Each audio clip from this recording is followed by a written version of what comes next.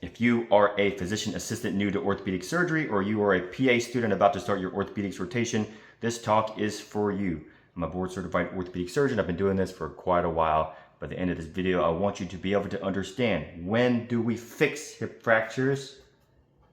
And by fix, I mean hold the bones together with plates and screws, versus when do we replace hip fractures? So the first thing we need to understand is the basic anatomy of the proximal femur. So it looks something like that. This is the head. This is the neck. This bump is called the greater trochanter.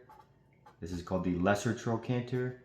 And the first 5 centimeters below the lesser trochanter we call the subtrochanteric area of the femur.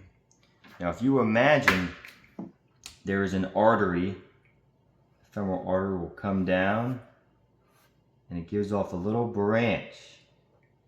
And the branch will go around the bottom of the neck, we call the basocervical part of the neck.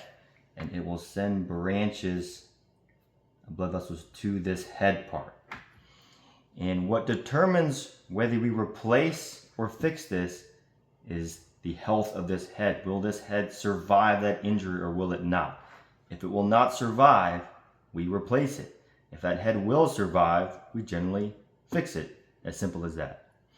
And so in what circumstance will this head be at risk? Well, if you imagine severing these blood vessels somewhere here in any of this region, if we break these blood vessels, that blood supply to the head is compromised and we might lose it. So anything below this blood vessel will generally survive and we fix it.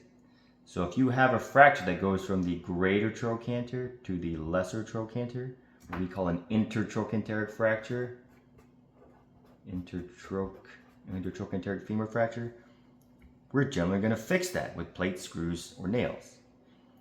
If it's below the lesser troch, the subtrochanteric area, we will generally fix it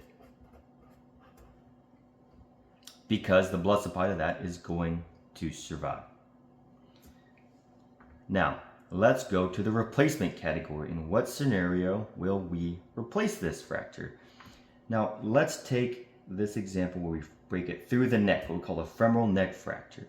If you imagine a scenario in which you completely break this and it shifts, there's enough energy in this injury that this completely breaks off and it's not even connected to the rest of the proximal femur anymore. So we're completely broken off. And if you imagine that blood vessel that's at the base of the neck giving off these branches, well, there's a great chance that this is compromised. So this is a very unhappy femoral head. In almost all cases, since this is so severely compromised, we are going to replace this. But there is an important exception, an important asterisk. If the patient is very young, and by young I mean younger than the surgeon, just joking, generally anything younger than 40, if you're in your 40s and below, since they're so young, we're going to do everything we can to preserve this head. We're going to take the person to surgery rather emergently, try to put these pieces together and hold it with screws and or plates. But for most people, 50, 60, 70 and older, we will opt to replace this because that's the best chance for treating this and have the person get up and walking again. Let's take another scenario in which you break through the neck, the same area, but it doesn't really shift around too much. The energy isn't quite high enough to shift the bones around, what we call a non-displaced fracture. If you imagine here's the blood vessel and what are the chances this blood supply makes it? What are the chances this head survives? Well, we generally know at least 80 to 90% of the time it will survive. So I'm not going to put a smiley face, but it's sort of, there's a good chance it's going to survive. So in most cases, we're going to fix these. So I'm going to put what's non-displaced femoral neck, we will generally fix this with screws or plates and screws. What if it breaks in this area, but it shifts a little bit? And the most common way is what we call valgus impacted. So valgus means the force of the bone kind of goes laterally out like that. So I'm going to try to draw a little bit in valgus. So the outside of the bone went a little bit this way. I'm going to exaggerate a little bit. So what happens is this part of the bone will crush in. This will kind of crush in that top part. And the bottom part sort of gaps open. We call this a valgus. This is valgus. And impacted, because this part is like, imagine a Coke can crushing up here. Valgus impacted. And you ask yourself the same question.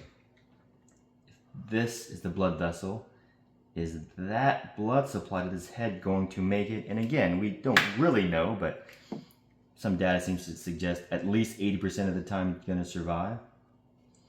So for that reason, a lot of people, I would say most people, especially old school surgeons like myself, will treat this by fixing it. So I'll put valgus impacted. However, there is some evidence to support that replacing these will result in a better functional result. So there is an argument that you should replace these. I would say, from what I observe and what I see in the literature, it's probably something like 75-25 people are going to fix it versus replace it. And I would imagine most people that do a lot of hip replacements for a living, joint surgeons are going to replace more of them, and people that do trauma for a living are more likely going to fix them. But this is up for debate. But in general, a lot of people are still fixing these. So now we know what to do if it's below this level of the artery. We know what to do when it's at the neck. Well, there's another scenario which you might be thinking of. What if we break it right at this part? What if we break it right where the artery is? At the base of the neck. So let's draw that. So say we have top of the greater trochanter and we break it right here, whether it's displaced or not. We call basicervical. Basi or base, and cervical, which means neck. Well, is that blood vessel going to survive? Well, if we broke right below it, well, it's going to survive. But if we broke on the other side of it, it probably won't survive. So we don't really know.